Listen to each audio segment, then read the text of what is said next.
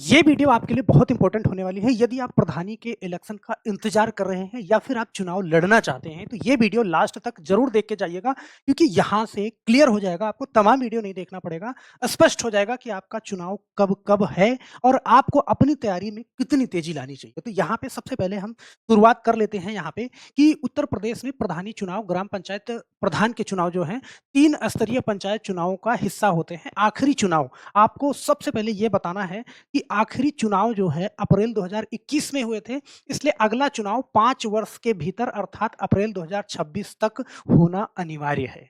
तो यहाँ पे अप्रैल 2026 तक अगर ये चुनाव होना अनिवार्य था, तो अप्रैल के अंदर-अंदर चुनाव करा लिया जाता, लेकिन अप्रैल के अंदर चुनाव नहीं हो रहा है, अप्रैल के बाहर जा रहा है। ये क्यों जा रहा है? एक बार बहुत ध्यान से समझिएगा कि अप्रैल से जुलाई 2026 के बीच होने की सबसे अधिक संभावना है।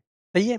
ये मार्च-अप्रैल में हो जाना था, लेकिन अब ये डेट अप्रैल से जुलाई में हो रही है। क्यों? क्योंकि राज्य निर्वाचन आयोग यहाँ पे की तैयारी और वोटर लिस्ट के आधार पर तय हुआ है। आप जानते हैं कि एसआईआर प्रक्रिया अभी तक चल रही थी, एसआईआर प्रक्रिया अभी पूर्ण नहीं हुई है। बीच में एसआईआर प्रक्रिया आ गई, इसलिए ये चुनाव थोड़ा-सा अप्रैल के अंदर होना था, जो अप्रैल के बाहर गया। सही है? ड्राफ्ट वोटर लिस्ट 23 दिसंबर तक तैयार हो जानी है और अंतिम वोटर लिस्ट 6 फरवरी 2026 को जारी हो जाएगी। फिर उसके बाद जो है चुनाव की घोषणा की जाएगी। चुनाव चरण कई चरणों में जैसे 2021 में लगभग 5 चरणों में हुआ था, तो इस बार भी 4 से 5 चरणों में कराने की योजना बना रही है सरकार। फिर उसके बाद यहाँ पे हम अगली चर्चा करते हैं कि जो संभावित डेट है, एकदम एग्ज़ैक्ट नहीं कह सकता, एग्ज़ैक्ट तो तभी आएगी जब आधिकारिक तौर पे डेट आ जाएगी, लेकिन संभावित जो अधिसूचना इसकी जारी होनी है वो फरवरी, मार्च में, क्योंकि अभी आपने देखा यहाँ पे कि फरवरी में 6 फरवरी को अंतिम वोटर लिस्ट जो है जारी होगी। फिर उसके बाद जो है फरवरी और मार्च में अधिसूचना इसकी जारी हो ही जानी है और आरक्षण रोस्टर जारी हो जाना है। आरक्षण रोस्टर जारी होना बहुत ही ज़रूरी है क्योंकि आप जानते हो कैंडिडेट के पास लगभग 3 महीने का समय होना ही चाहिए कि कैंडिडेट अभी उठा-पटक में है कि ओबीसी सीट आएगी या एससी आएगी या फिर सामान्य आएगी, उसमें परेशान है, सही है? तो अभी इस पे हम चर्चा करेंगे, विस्तृत चर्चा करेंगे और नामांकन जो इसका हो जाना है, मार्च-अप्रैल में इसका नामांकन पूरा हो जाना है, सही है? और मतदान कब होना है, तो अप्रैल से जुलाई के बीच में एकदम श्योर है कि मतदान हो ही जाना है। आप ये मान के चलिए। मतगणना जुलाई के अंत में यहाँ पे हो जाना है, परिणाम घोषित हो जाएगा जुलाई के लास्ट में। फिर अब जो हमारी मेन चर्चा है वो रोस्टर को लेके है। अभी यहाँ पे देखा ना कि आरक्षण रोस्टर जारी होना, मेन चर्चा हमारी रोस्टर को लेकर के है क्योंकि कैंडिडेट के अंदर कहीं न कहीं ये चीज़ बहुत ज़्यादा परेशान करती है कि भाई मैं पैसा भी खर्चा करूँ, फुल तैयारी भी करूँ और अगर मैं ओबीसी का हूँ, तो सीट जनरल आ गई तो क्या होगा? या फिर कोई जनरल का व्यक्ति पैसा फूँके तैयारी करे और सीट एससी हो गई तो क्या करे? सही है? तो इसके लिए यहाँ पे थोड़ी-सी चर्चा करेंगे कि उत्तर प्रदेश ग्राम पंचायत चुनाव में प्रधान और ग्राम पंचायत सदस्यों के पदों पर आरक्षण का रोस्टर जो है 1995 से चक्रानुक्रम के आधार पर लागू होता है, सही है? तो 1995 का रोस्टर क्या है, उसके बारे में पूरी कहानी समझेंगे यहाँ पे और 1994 तथा उसके बाद के संशोधनों के अनुसार ये चलता है। चक्र के क्रम यहाँ पे एक बार बड़े ध्यान से समझना कि पहली पंचायत, अगर पहली पंचायत आपकी अनुसूचित जाति एससी महिला, सही है? पहली पंचायत होगी। फिर दूसरी पंचायत होगी अनुसूचित जनजाति एसटी की, सही है? अभी पूरी चर्चा करेंगे, ध्यान से सुन लेना पहले। तीसरी पंचायत होगी अन्य पिछड़ा वर्ग ओबीसी की।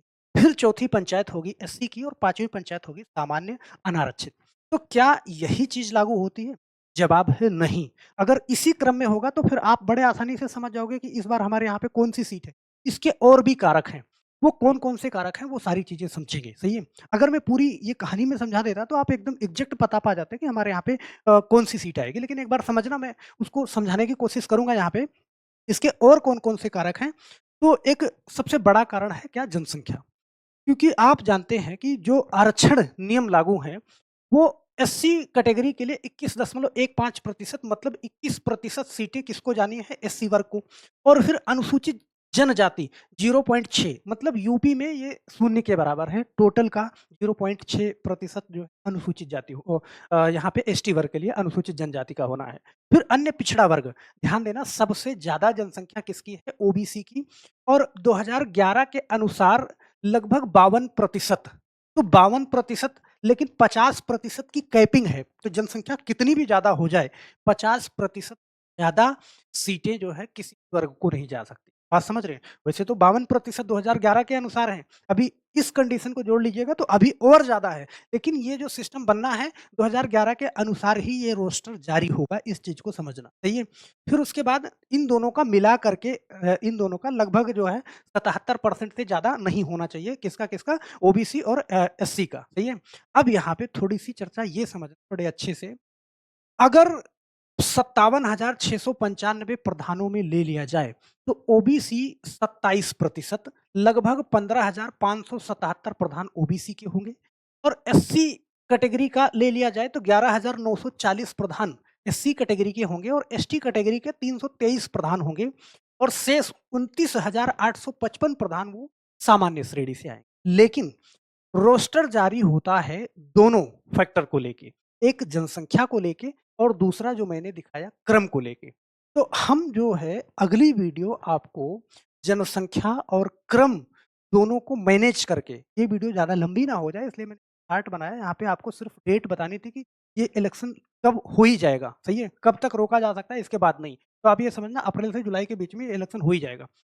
आप सबसे बड़ा मुद्दा ये है कि आपके यहाँ पे कौन-सी सीट आएगी? भई इस बार पिछली बार अगर ओबीसी थी, तो इस बार किसका नंबर है? आप खुद से अंदाज़ा लगा पाओगे और ये इतनी क्लैरिटी आएगी लगभग 90% आप ये समझ जाओगे कि हमारे यहाँ पे कौन-सी सीट है। सिर्फ 10% कन्फ्यूज़न रहेगा कि हाँ, कुछ हो सकता है, लेकिन 90% तक क्लैरिटी आ जाएगी, जब वो चीज़ में दोनों चीज़ आप जनसंख्या को लेकर के और आरक्षण को लेकर के, दोनों चीज़ों को ले अगली वीडियो जब बनाऊँगा तो। लेकिन उसके लिए आपको क्या करना है, आपको कमेंट करना है नीचे कमेंट बॉक्स में, आपके यहाँ पे, सही है? उसी में से कोई एक आध उदाहरण उठा लूँगा कि आपके यहाँ पे पिछली सीट कौन-सी थी? ओबीसी थी या फिर जनरल थी? अगर पिछली 2-3 सीटें बता सकते हैं या फिर पिछली 5 सीटें बता सकते हैं तो ज़्यादा कन्फर्म हो जाएगा। पिछली 25 साल का रिकॉर्ड अगर आपके पास होगा ना, तो फिर एकदम कन्फर्म निकल जाएगा वहाँ से। तो ये चीज़ आप अपने आप से भी निकाल सकते हैं। मैं कोई एक उदाहरण लेके वहाँ पे अगला वीडियो में इस पे बनाने वाला हूँ, सही है? तो आप ये समझ जाओगे, आपके अंदर ये कन्फ्यूज़न दूर हो जाएगा, पूरा मैथमेटिकल तरीके से आप एक बार समझ जाओगे कि हाँ, कौन-सी सीट आएगी। जब आप ये कन्फर्म हो जाएगा ना कि आपके यहाँ पे कौन-सी सीट आएगी, मतलब मैं ये कह रहा हूँ कि 90% तक क्लियर होता है, बदलाव के 10% चांस होते हैं। तो ये कन्फर्म हो जाएगा कि कौन-सी सीट आएगी। जैसे जो कोई नियम है ना, तो उस नियम के दायरे में रह के ही काम करना होता है। सरकार बदलाव कर सकती है, थोड़ा बहुत जो 19-20 का बदलाव है उतना तो करेगी ही करेगी, क्योंकि हर सत्ता पक्ष का जो है वो सिस्टम होता है, सही है? लेकिन सिर्फ 19-20 तो वही मैं कह रहा हूँ कि 10% उसमें बदलाव होने की गुंजाइश रहेगी, बाकी 90% वही चीज़ें जो सीट आप समझ जाओ। हम अगली वीडियो आपके लिए लेके आएँगे। अगर आप चैनल पे नए हैं मेरे, सब्सक्राइब ज़रूर कर लीजिएगा। जाते-जाते वीडियो को लाइक करना बिल्कुल नहीं भूलिएगा, क्योंकि हम आपके मुद्दे की बात करते हैं और आप क्या भरोसेमंद चैनल, ऐसा कुछ नहीं है वहाँ पे कि आलतू-फालतू की बात। तो मिलते हैं फिर नेक्स्ट वीडियो में, तब तक के लिए आप सभी लोगों का बहुत-बहुत धन्यवाद मेरे दोस्त। जय हिंद।